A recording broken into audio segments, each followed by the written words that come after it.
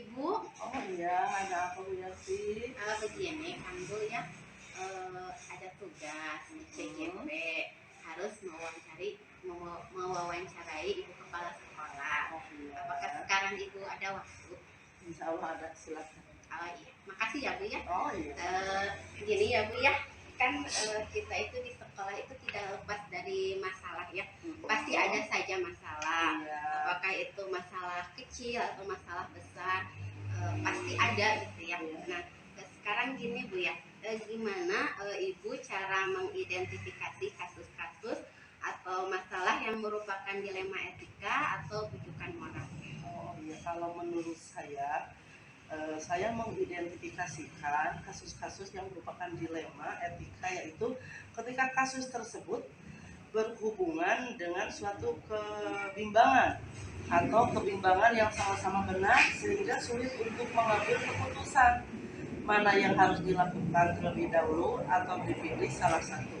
Sedangkan ketika itu adalah kasus bujukan moral, yaitu ketika ada kasus-kasus yang dianggap melanggar hukum.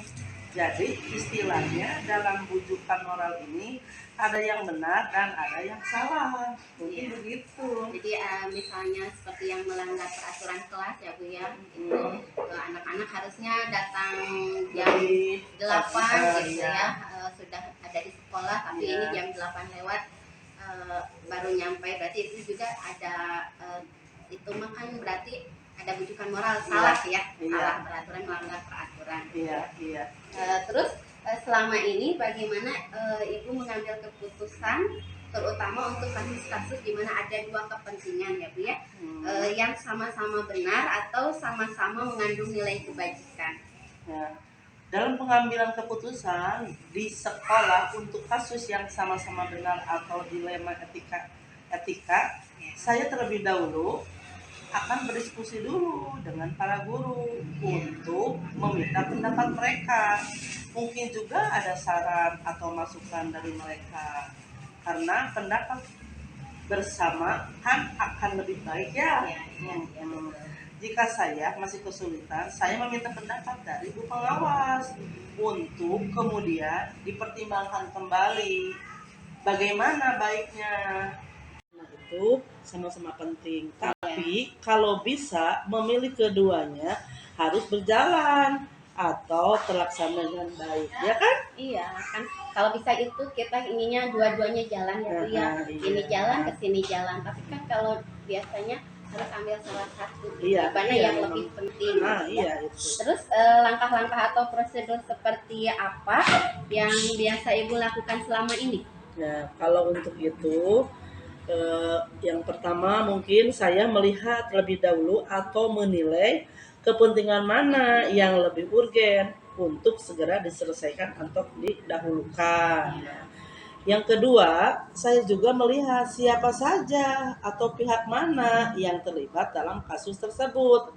Bukan berarti kita dalam penilaiannya nanti bersifat subjektif ya, tapi setidaknya kita melihat karakter atau sifat dari orang-orang yang terlibat dalam kasus tersebut.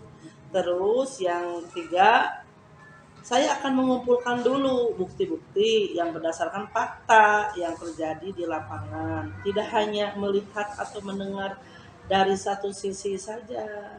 Nah, kemudian yang keempatnya, kita pertimbangkan baik atau tidaknya keputusan yang akan nanti kita ambil dari berbagai sisi, misalnya dari peraturan sekolah, apakah itu melanggar peraturan sekolah atau tidak, atau bagaimana jika kejadian itu diketahui orang banyak, bagaimana dengan citra sekolah atau pelakunya juga orang-orang yang terlibat dalam kasus tersebut. Mungkin itu. Terus selanjutnya saya menilai kembali keputusan yang saya ambil berdasarkan pandangan atau paradigma ke depannya, apakah berkaitan dengan jangka pendek atau jangka panjang perseorangan ataukah kelompok. Nah, kemudian kita cari pilihan, atau adakah opsi lain yang mungkin lebih baik, yang lebih sesuai dengan kasus yang kita hadapi sebagai cadangan, istilahnya begitu ya. Nah, kalau di alternatif 1 dan 2 tidak berjalan sesuai yang kita harapkan, mungkin itu. Ya, terus kan tadi kan Ibu citra sekolah kan dengan ada kasus itu citra sekolah itu bisa baik atau Ya, bisa turun gitu turun, ya, Bu, ya. ya. Alhamdulillah kalau baik, tapi kan kalau Kalau turun menurun, akan ya. berdampak panjang gitu Iya. ya ke masa depan sekolah kita gitu. Terus hal-hal seperti apa yang selama ini Ibu anggap efektif dalam pengambilan keputusan untuk kasus-kasus seperti dilema etika itu? Kalau hal seperti itu ya, Ya. yaitu saya mendahulukan yang lebih penting, yang sesuai dengan kebutuhan anak, mungkin begitu. Jadi kita berpusat pada anak Ah, ya. Jadi iya. melihat kasus itu, apakah kasus itu lebih berpihak pada anak atau tidak. Jadi kita mengambil keputusannya yang lebih berpusat pada anak dulu Iya. gitu ya, Bu ya. Iya. Sekarang hal-hal apa saja yang selama ini merupakan tantangan dalam pengambilan keputusan pada kasus-kasus seperti dilema etika? Yang menjadi tantangan bagi kami dalam pengambilan keputusan dilema etika yaitu karena kasus dilema etika itu adalah yang sama-sama penting, sama-sama benar keduanya, jadi lebih sulit untuk pengambilan keputusan ini. Jadi kita harus mengorbankan salah satunya. Misalnya kita ada seorang anak yang memiliki kemampuan mewarnai yang bagus, di satu sisi menari juga bagus. Nah, ketika ada lomba yang bersamaan antara mewarnai dan menari, ia bingung.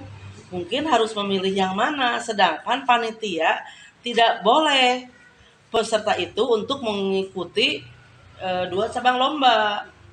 Nah, kita akan sebagai guru Iya. juga kita bingung harus menentukan yang mana, sedangkan keduanya berpeluang untuk masuk juara. Begitu kalau jadi ambil salah satu ya, Bu ya. Iya. Mm-mm. Kan kita berpeluang jadi juara itu kan sedikitnya ada nilai ya buat Nilai, sekolah ya. gitu. Jadi harus dikorbankan salah satu. Satunya, Tapi iya. ya itulah bingung. Biarinlah, yang penting mah sukses aja anak-anaknya. Ya, amin. Terus apakah Ibu memiliki tata kala atau jadwal ketika ada kasus gitu dalam menyelesaikan sebuah kasus itu, apakah atau Ibu langsung menyelesaikan saat itu juga gitu? Gimana Bu? Bentuk atau prosedur seperti apa yang Ibu jalankan? Ya. Sebenarnya kami tidak mempunyai sebuah tata kala atau jadwal Ya. dalam menyelesaikan kasus dilema etika yang terjadi di sekolah. Kadang kami situasional saja ya.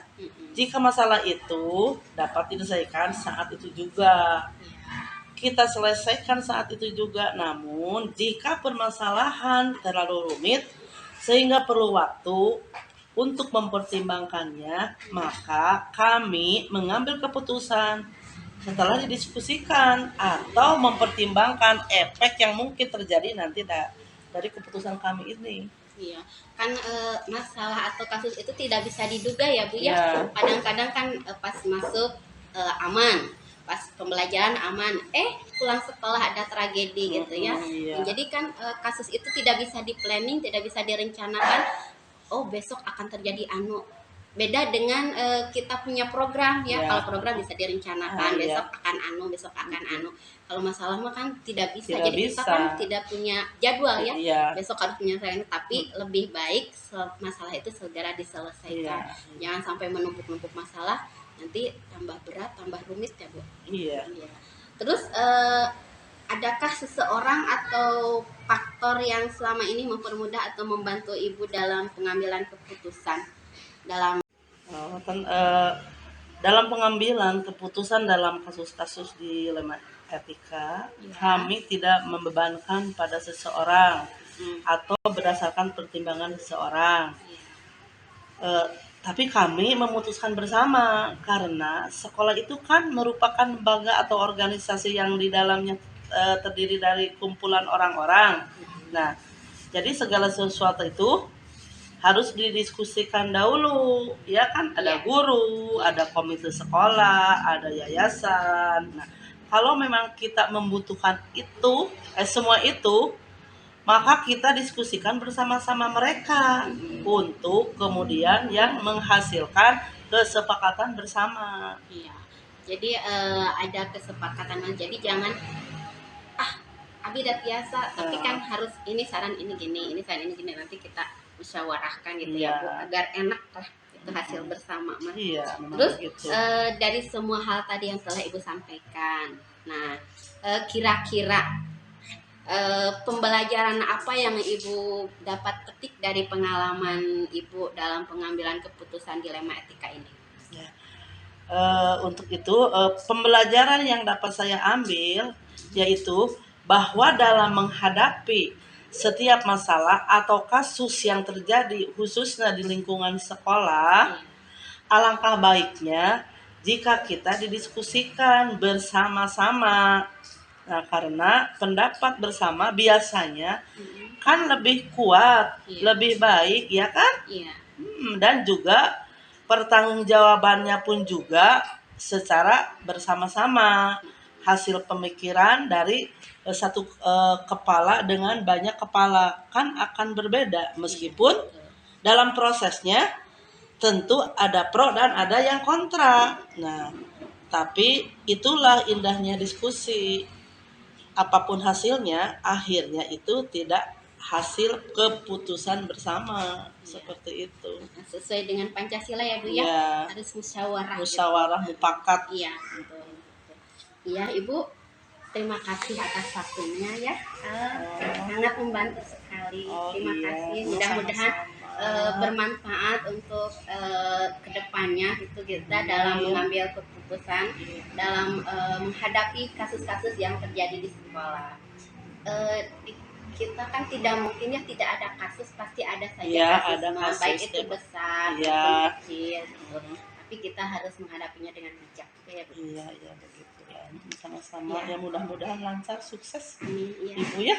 Iya. Saya doakan lancar, sukses, sehat. Amin. Iya. Ya, Ibu juga sehat selalu. Amin. Iya, makasih. Sama-sama. Iya.